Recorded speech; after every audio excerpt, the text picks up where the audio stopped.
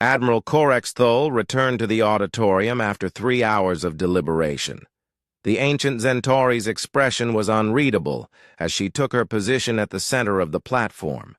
Every being in the room held their breath, waiting for the decision that would shape the future of human-alien relations. After careful review of all evidence and testimony, Admiral Corexthul began, "This tribunal finds that Cadet Lisa Martinez acted in justified self-defense against a coordinated, lethal attack by 4 fellow cadets." A wave of murmurs swept through the auditorium, but the Admiral raised her tentacles for silence. Furthermore, analysis of the combat footage reveals something extraordinary. In 12 seconds of life-threatening danger, Cadet Martinez displayed a level of tactical restraint that exceeds the training standards of our most elite military units. Lisa felt her knees go weak with relief, but the Admiral was not finished. However, this incident has exposed deeper problems within our academy and our broader galactic community. The attack on Cadet Martinez was motivated by prejudice and fear, not by any legitimate concern about human behavior. Admiral Corexthul activated a holographic display that showed statistical analysis of the incident. Our combat experts have determined that Cadet Martinez could have killed all 4 attackers within the same 12-second time frame. The fact that she chose incapacitation over elimination demonstrates a level of moral discipline that should be the standard for all Federation officers. The Altarian legal advocate stood up.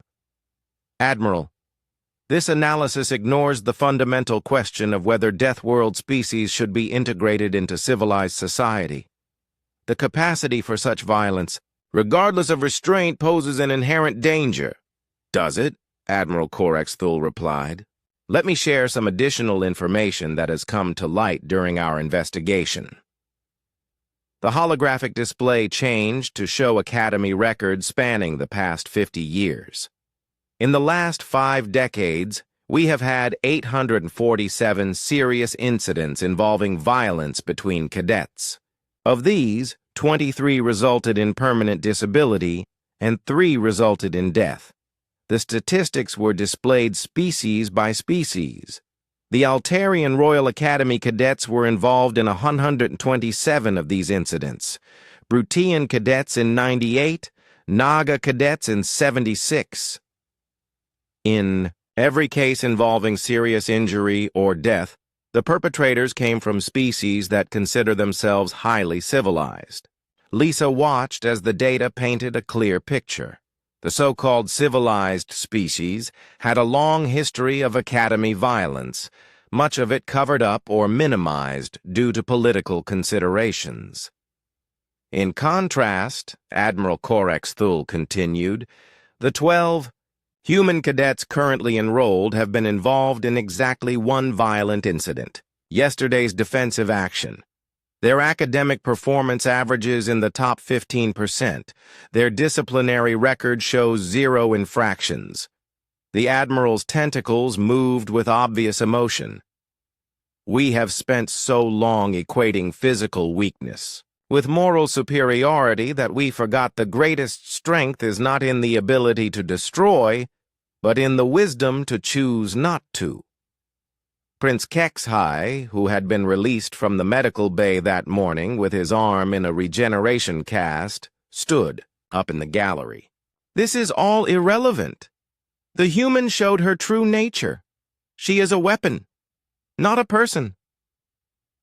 "You're right about one thing," Admiral Corexthul replied. "She is a weapon, but so are you, Prince Kexhai. So is every being in this room who has the capacity for violence. The difference is that she chose to use that capacity responsibly." The Admiral turned to address the full auditorium. "This incident has forced us to confront an uncomfortable truth. We have allowed prejudice to masquerade as civilization. We have confused the ability to hurt others with the willingness to do so." She gestured toward Lisa. "Cadet Martinez comes from a world where violence was necessary for survival.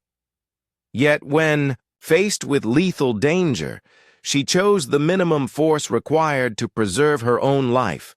That choice, made in the space of 12 seconds under extreme stress, represents the highest ideals of Federation service. The official verdict was delivered, with formal ceremony. Lisa was cleared of all charges and commended for her restraint under fire. The 4 attackers were expelled from the academy and faced criminal charges for attempted murder. But the real impact went far beyond the immediate case. Admiral Corex Thule used the incident to announce sweeping reforms in academy policy. From this day forward, we will judge cadets by their actions and character, not by the circumstances of their birth. Prejudice based on planetary origin or evolutionary history will be treated as a violation of Federation principles. The speech was broadcast throughout the galaxy and sparked intense debate. Some species threatened to withdraw from the Federation, rather than serve alongside dangerous Deathworld species. Others called for expanded recruitment from planets that had produced beings capable of such disciplined strength. In the weeks that followed, Lisa found herself at the center of a galactic transformation. Applications to the Academy from Deathworld. Species increased dramatically. Humans, Klingons, Predators, and dozens of other primitive species sought admission to prove their own worth. Lisa's own experience at the Academy changed completely. Cadets who had previously avoided her now sought her out for tactical advice and combat training.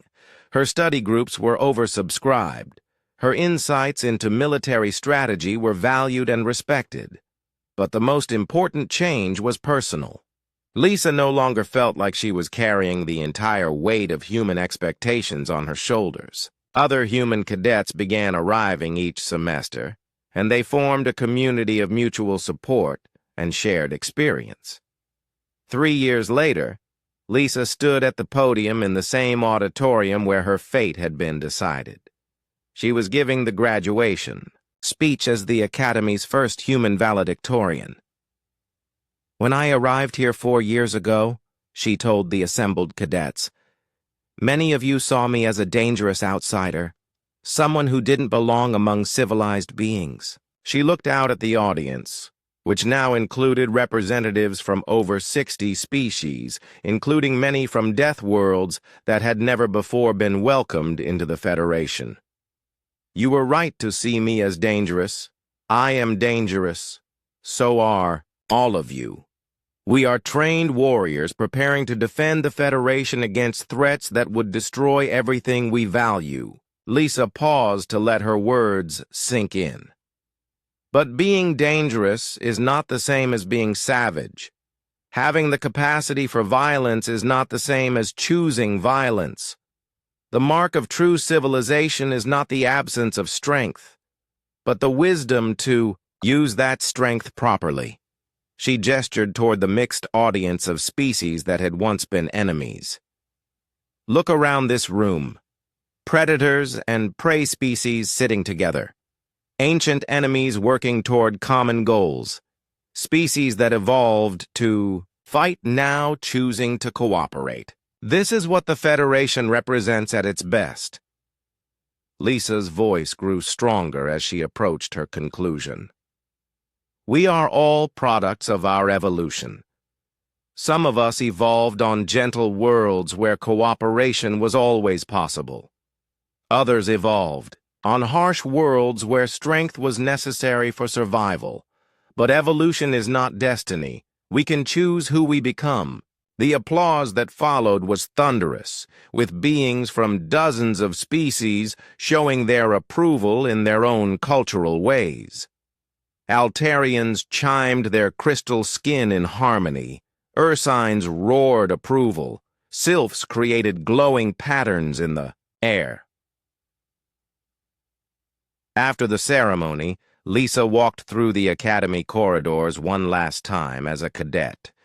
Tomorrow she would report to her first assignment as an officer aboard the Federation starship Liberty. She would serve alongside beings from 30 different species, including several Altarians who had specifically requested human tactical officers. Admiral Corexthul found her in the observation lounge, looking out at the stars. "Any regrets, Commander Martinez?" Lisa smiled at her new rank. "Only that it took a fight to prove what should have been obvious from the beginning." "And what's that?" "That civilization isn't about where you come from. It's about the choices you make when everything is on the line." The Admiral's tentacles moved, and what Lisa had learned was a gesture of deep respect.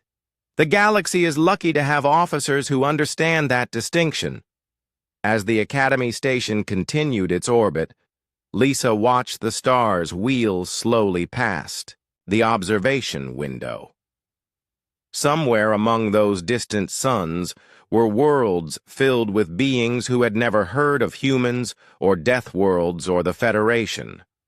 But they would, someday, and when they did, they would find a galaxy where strength and wisdom walked hand in hand. The 12 seconds that changed everything had become something larger. They had become proof that the greatest victories were not won through superior firepower, but through the courage to choose restraint when destruction would be easier. Lisa Martinez had come to the Academy as a representative of humanity. She was leaving as something more. She was leaving as a bridge between worlds, carrying the hope that different species could not only coexist, but could make each other stronger. The stars continued their ancient dance, and the future spread out before them all. The security office was cold and sterile, with walls designed to contain beings from dozens of different species. Lisa sat in a chair that was too large for her, facing Commander Rexus across a metal table. Recording devices hummed quietly in the corners of the room. "Tell me exactly what happened," Commander Rexus said. His tentacles moved slowly as he spoke, a sign that he was being very careful with his words. Lisa recounted the events step by step, the coordinated approach, the positioning of Kexhi's allies, the blade, the attack, her response.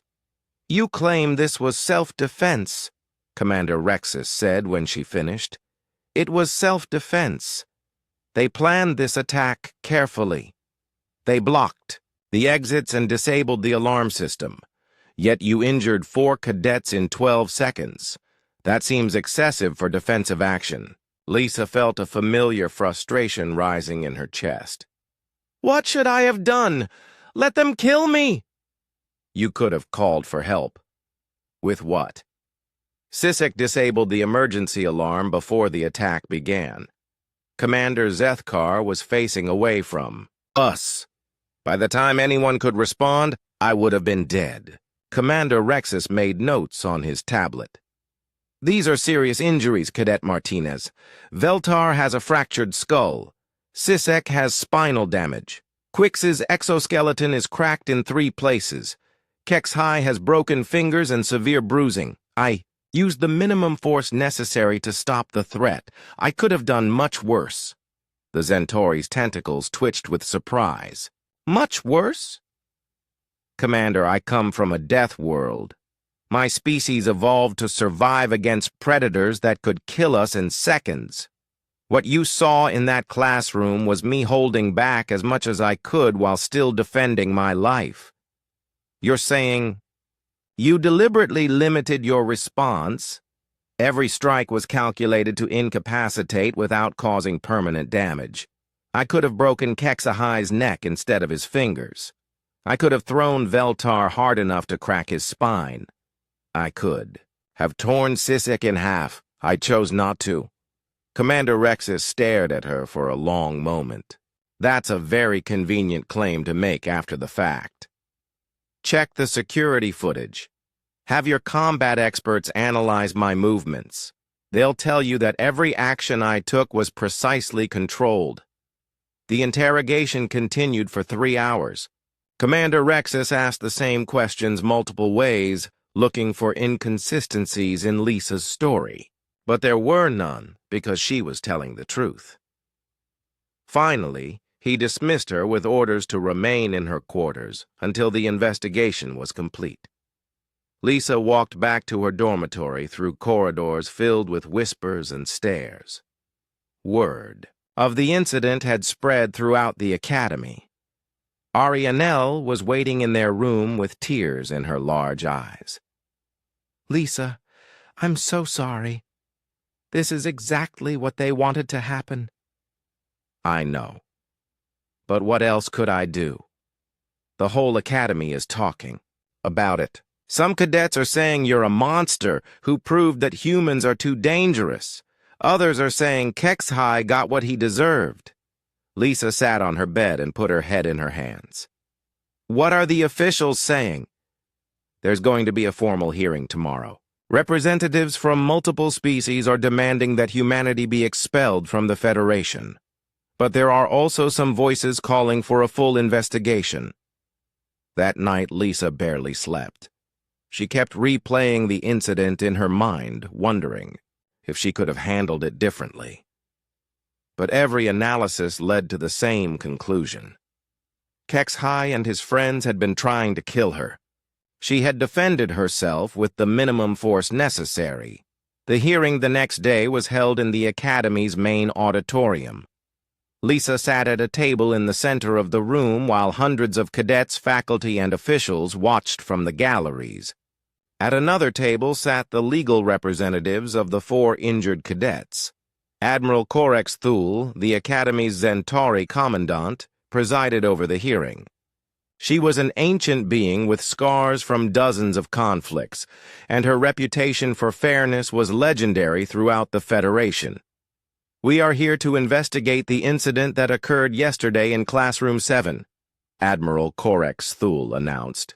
4 cadets were seriously injured in what has been claimed as a defensive action by Cadet Lisa Martinez.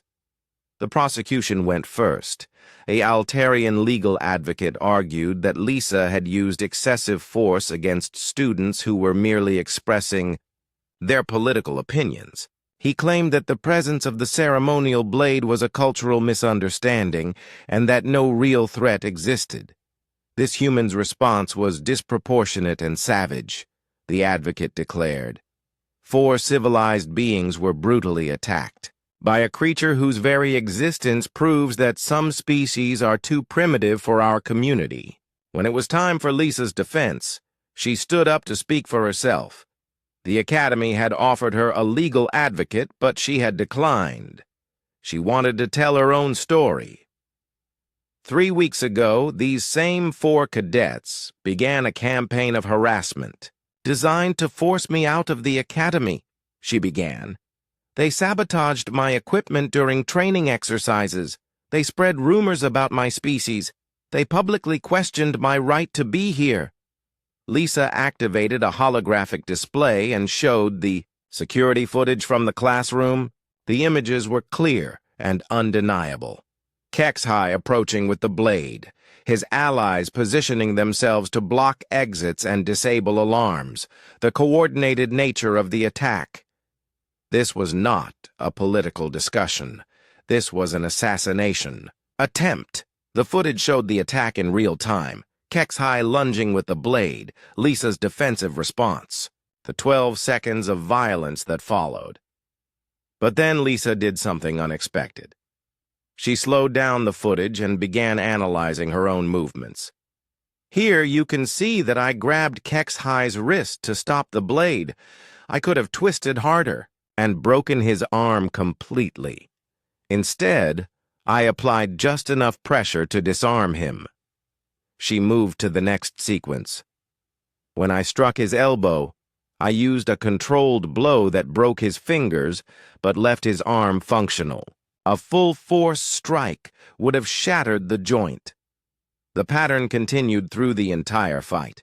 Lisa demonstrated how each of her actions was carefully calculated to neutralize the threat without causing permanent damage. When Veltar charged at me, I used his own momentum to throw him into the computer bank. I could have thrown him into the wall hard enough to break his neck. When I caught Sisek's tail, I could have torn it off completely. When Quix attacked from above, I could have snapped his spine. The auditorium was completely silent as Lisa finished her analysis. What you witnessed was not savage violence. It was precisely controlled defensive action designed to save my life while minimizing harm to my attackers. Admiral Korex Thule called for expert testimony. The Academy's combat instructors analyzed the footage frame by frame. Their conclusion was unanimous. Lisa's movements showed a level of restraint and precision that few species could achieve. In my 40 years of combat instruction, testified Master Sergeant Tholak, a grizzled Ursine veteran, I have never seen such controlled defensive action under extreme stress. This human could have killed all 4 attackers easily. The fact that she chose not to shows remarkable discipline. The hearing continued for 6 hours. Witness after witness testified about the coordinated nature of the attack and the restraint shown in Lisa's response. The evidence was overwhelming, but the political implications remained complex. Several species threatened to withdraw from the Federation if humans were allowed to remain. Others argued that the attack proved the need for better protection of minority species. Finally, Admiral Korex Thule called for closing arguments. The Altarian advocate repeated his claims about human savagery and the need to protect civilized species from Deathworld violence. Lisa stood for her final statement. I came to this academy to learn, to prove that my species deserves a place among the stars. Yesterday, 4 cadets tried to murder me because they were afraid of what I represent. I defended myself because I had no choice, but I did it in a way that honored both my own life and theirs. She looked around the auditorium at the faces of dozens of species. You can judge me as a savage if you want, but the evidence shows something different. It shows that even in the most extreme circumstances, humans can choose restraint over revenge. We can choose protection over destruction. That is what civilization really means. The auditorium erupted in discussion as Admiral Korex Thule called for recess to consider the evidence. Lisa sat back down, exhausted by the day's events.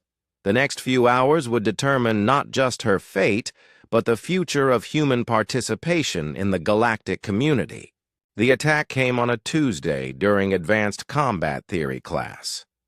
Lisa had been expecting something for weeks, but the actual moment still caught her by surprise. She was sitting in her usual spot near the back of the classroom, taking notes. On the Battle of Proxima Station, while Commander Zethkar explained the tactical decisions that led to the Federation's victory, the classroom was dimly lit to better display the holographic battle scenarios. 3-dimensional ships moved through space above the cadets' heads, showing troop movements and weapon deployments.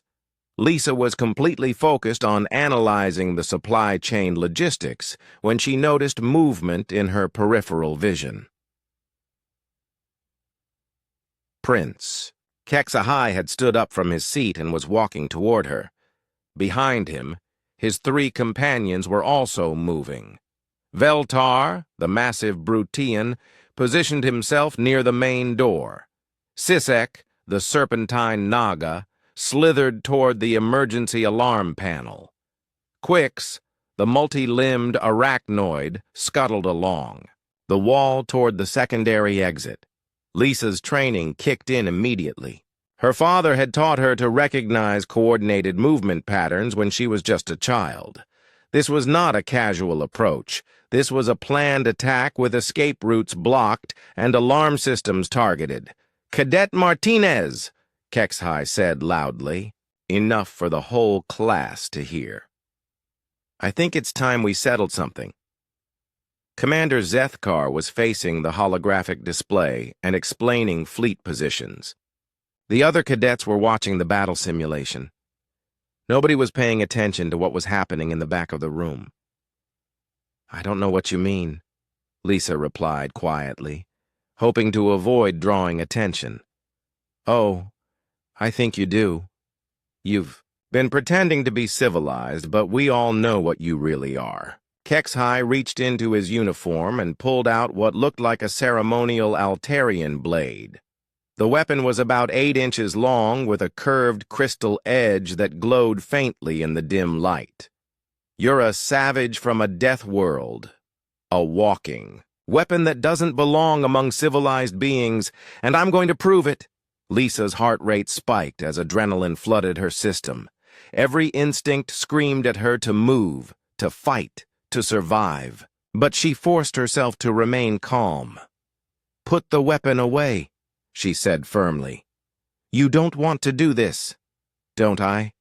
I think the galaxy needs to see what happens when you push a death worlder too far. I think they need to see your true nature." Lisa glanced around the room. Veltar was blocking the main door, his massive frame completely filling the doorway. Sisek had reached the alarm panel and was doing something with his claws.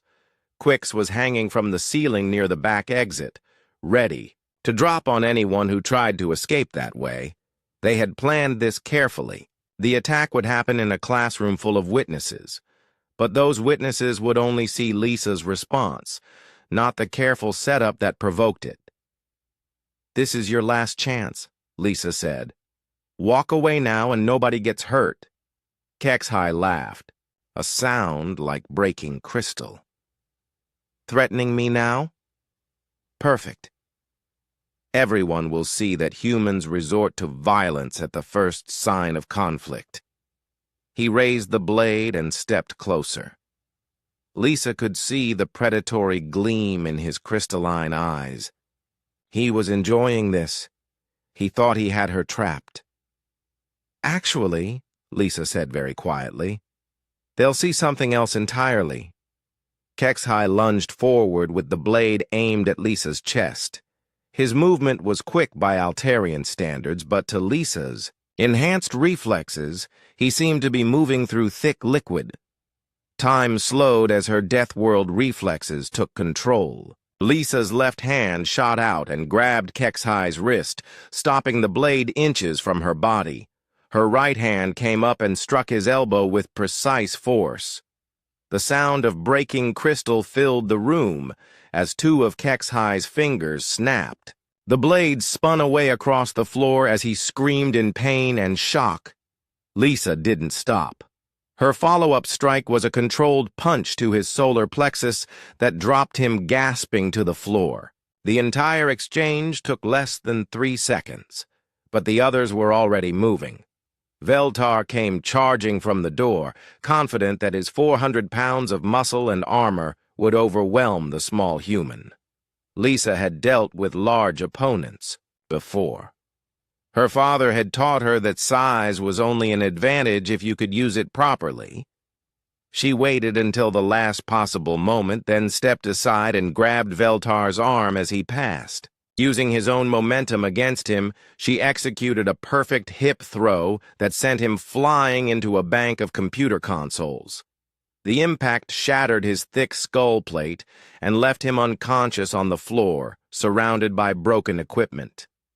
The whole maneuver took 4 seconds. 8 seconds had passed since the attack began. Sisek was moving toward her now, his serpentine body coiled for a strike. His prehensile tail whipped toward her legs while his fanged mouth aimed for her throat. He was fast and flexible, but he made a critical mistake. He assumed Lisa would try to avoid his tail. Instead, she caught it in both hands and used it like a rope.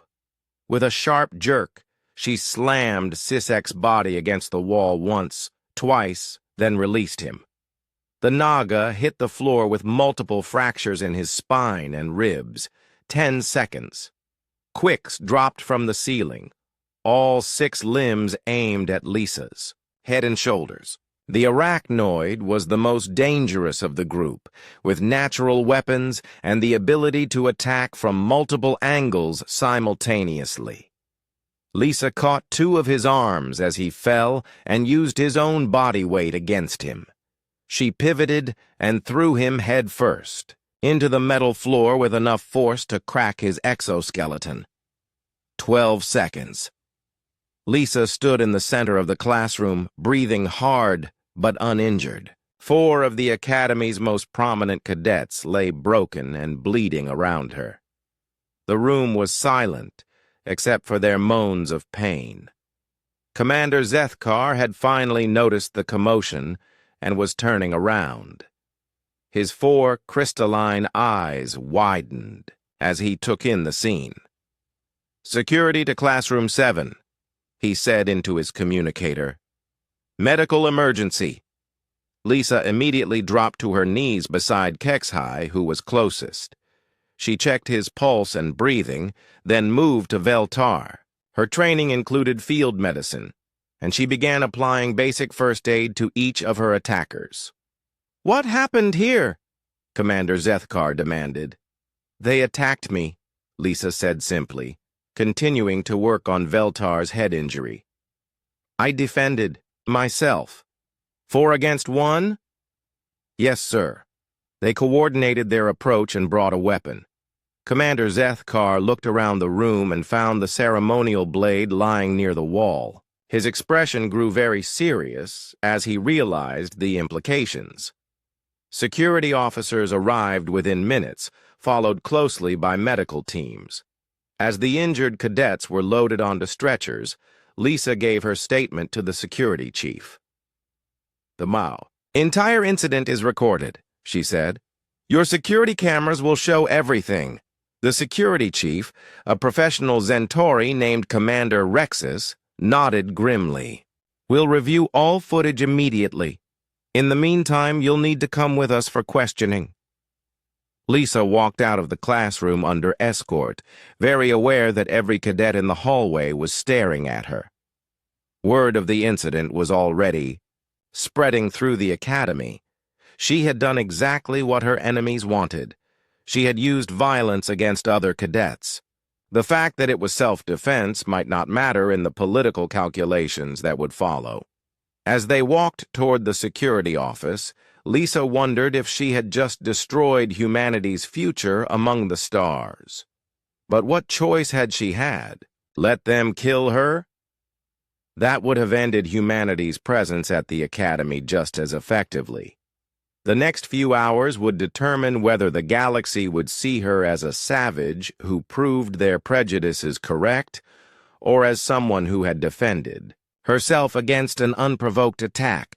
Either way, there was no going back now. 3 weeks had passed since Lisa's first encounter with Prince Kexhai, and the situation had only gotten worse. What started as whispered comments and unfriendly stares had escalated into active harassment. Every day brought new challenges, designed to make her life at the Academy as difficult as possible. The worst incident happened during a zero-gravity combat simulation. The exercise was meant to teach cadets how to move and fight in space environments. All cadets wore protective suits with magnetic clamps and small thruster packs for movement control.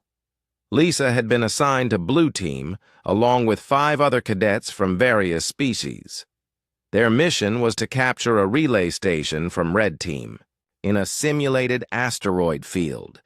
She had studied the tactical scenarios extensively and felt confident about the exercise. But when Lisa activated her thruster pack, nothing happened. She pressed the controls again, but the pack remained dead. Without thrust, she could only move by pushing off surfaces, which made her an easy target in the open areas of the simulation field. "Equipment malfunction," she reported over the comm system. "Roger that, Cadet Martinez," came the instructor's voice. "Continue with available resources." Lisa tried to make the best of the situation, using her knowledge of physics to calculate momentum transfers between floating debris. But without proper mobility, she was quickly tagged out by Red Team. After the exercise, Lisa examined her thruster pack. The fuel line had been carefully disconnected in a way that would not show up on standard pre-flight checks. Someone with technical knowledge had sabotaged her equipment. She reported the incident to her instructor, Lieutenant Commander Nexus, a professional Centauri officer with decades of experience. "Are you certain this was deliberate?" he asked, examining the fuel line. "Yes, sir. This type of disconnection requires tools and knowledge of the system layout." Lieutenant Commander Nexus frowned, his tentacles twitching with thought. "That's a serious accusation. Do you have any evidence of who might have done this?" Lisa hesitated. She strongly suspected HFY and his friends, but she had no proof. Accusing a prince of the Altarian royal family without evidence would end her academy career immediately. "No direct evidence, sir. Then I'm afraid there's little I can do. Equipment failures happen. I'll file a maintenance report." Lisa left the meeting frustrated but not surprised. The Academy's administration was very careful about maintaining good relationships with important member species. Humans were the newest, members of the Galactic Federation, and had very little political influence. The harassment continued in other forms. During mealtimes, tables would suddenly become full when Lisa approached.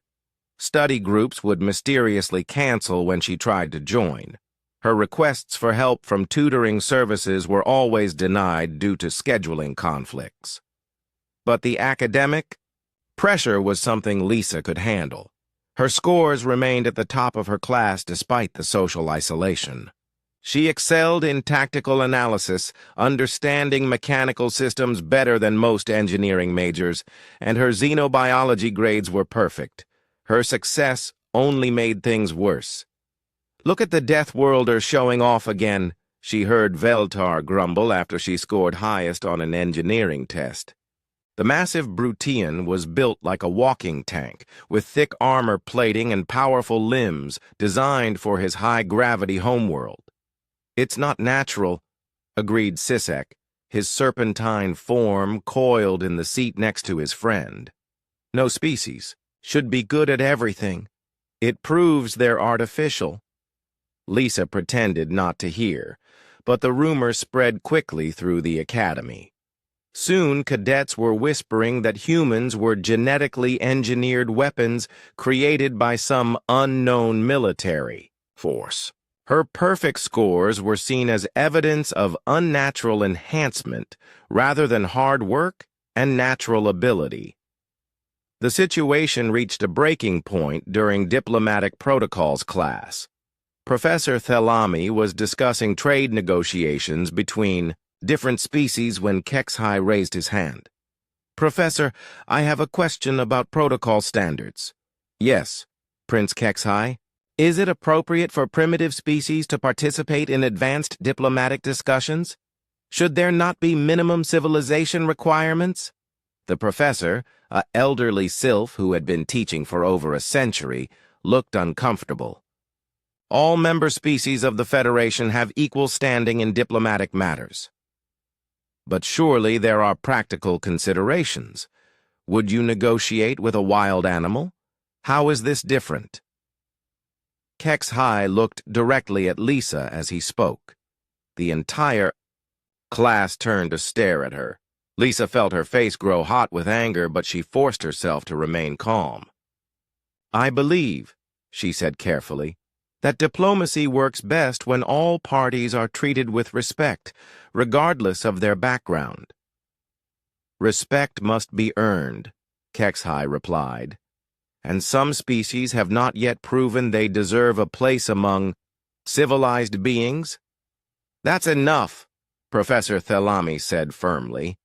"This academy accepts qualified cadets from all member species. Personal opinions about other races have no place in this classroom." But the damage was done. HFY had made his position clear in front of 30 other cadets. Lisa was not welcome here. and he intended to make sure everyone knew it. After class, Lisa walked slowly back to her dormitory. Her roommate Arianel was waiting with obvious concern on her delicate features. "Lisa, we need to talk," Arianel said as soon as the door closed. "What about?" "I heard what happened in your protocols class, but that's not all. I've been listening to conversations around the academy. HFY and his friends are planning something." Lisa sat down heavily on her bed. "What kind of something?" "I don't know exactly, but they're talking about proving that humans are too dangerous to remain at the academy. They want to create an incident that will force the administration to revoke humanity's membership in the Federation." "What kind of incident?" Arianel's gravity field flickered with nervousness. "They're talking about provoking you into attacking someone.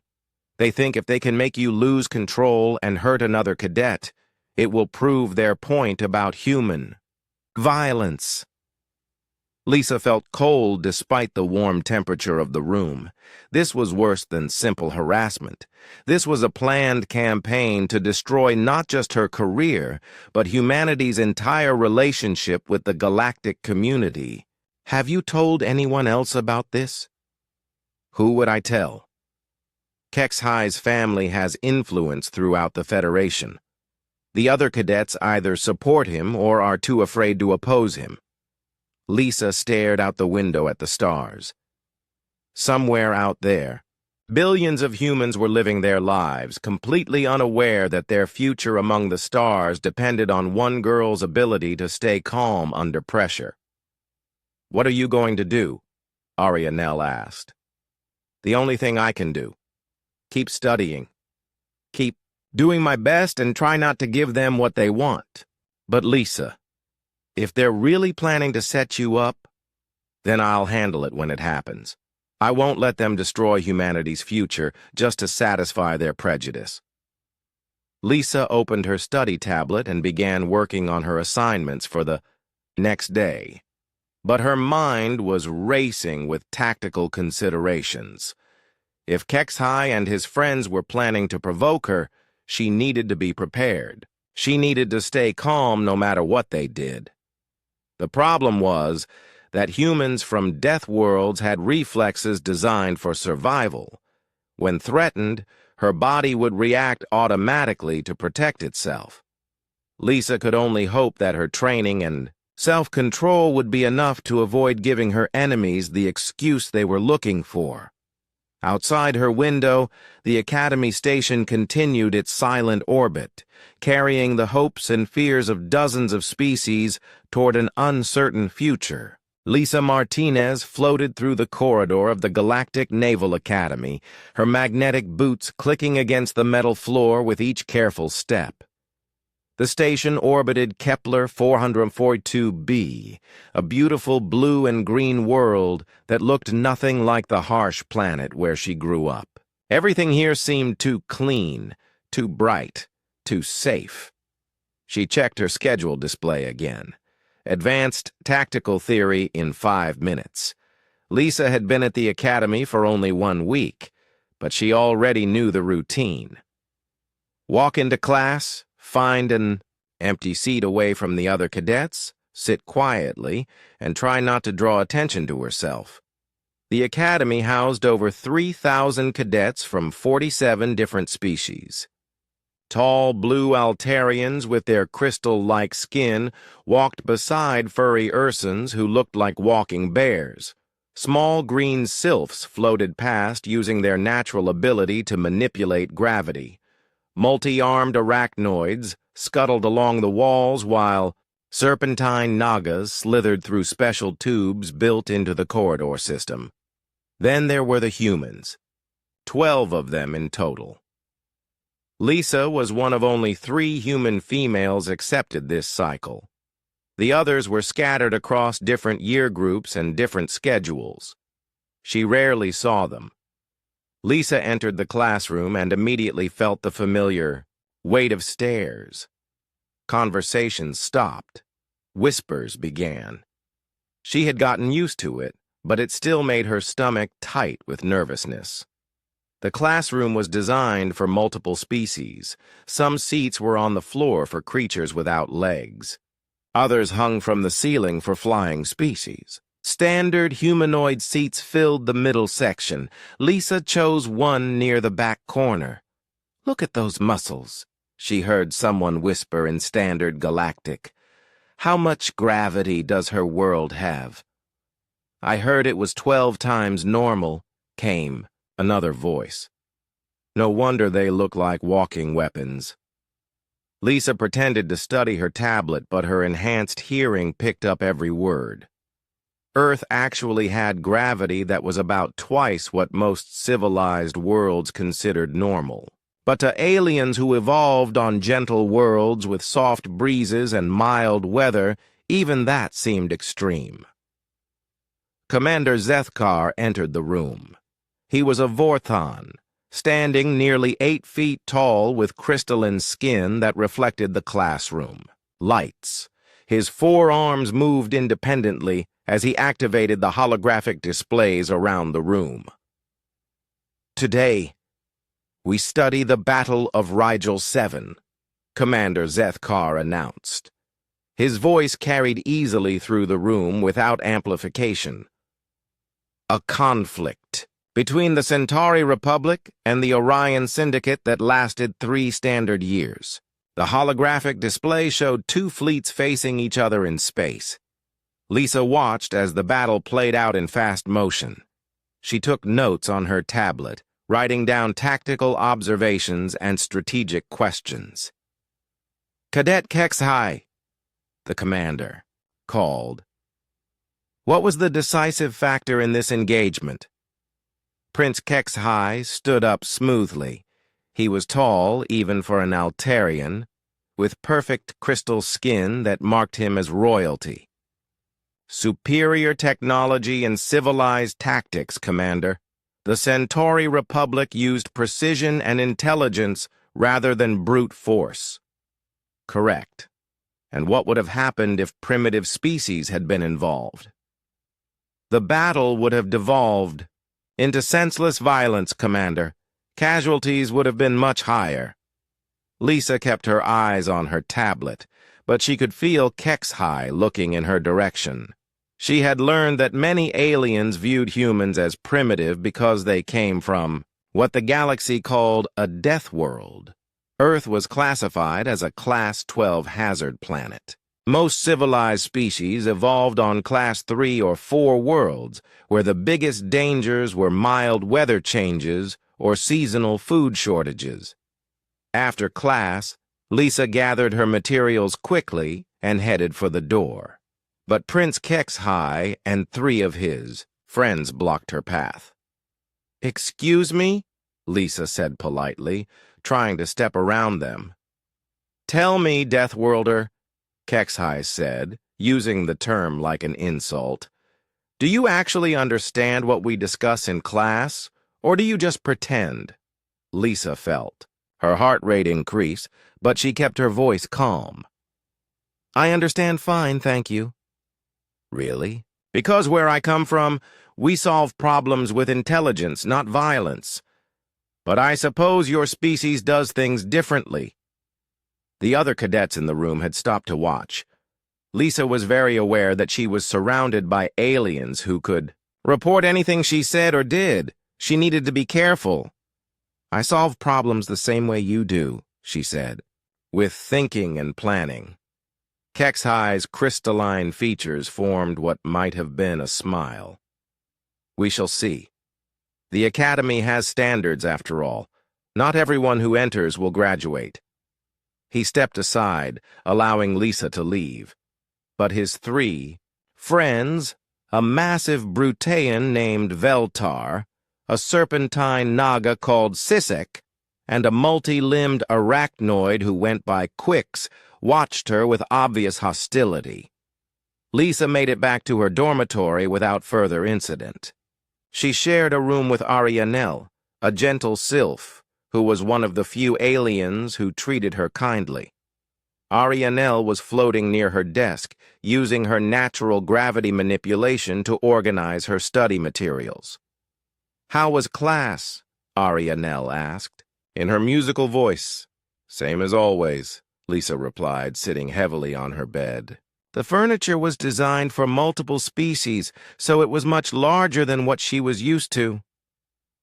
"You look troubled. Did something happen?" Lisa considered telling her roommate about the encounter with Kexhai, but decided against it. Arianel was kind, but she was also naive about the politics of the Academy. Her people had been part of the Galactic Federation for over 1,000 years. They could not understand what it was like to be seen as dangerous outsiders. "Just tired," Lisa said instead. "The artificial gravity here is different from what I'm used to." That was true enough. The Academy maintained standard galactic gravity, which was about half of Earth normal. Lisa had to constantly remind herself to move more carefully so she would not accidentally break things or hurt someone. She opened her study tablet and began reviewing the day's lessons. The Battle of Rigel 7 had actually been won through superior logistics and communication, not just technology. The Centauri Republic had used a brilliant supply chain strategy that cut off the Orion Syndicate's ability to repair their ships. But pointing that out in class would only draw more attention to herself. Lisa had been studying military history since she was a child. Her parents were both veterans of Earth's planetary defense forces. They had taught her that understanding warfare was about more than knowing how to fight. It was about understanding why people fought, how they organized themselves, and what made the difference between victory and defeat. But here at the Academy, her knowledge was seen as evidence of human aggression.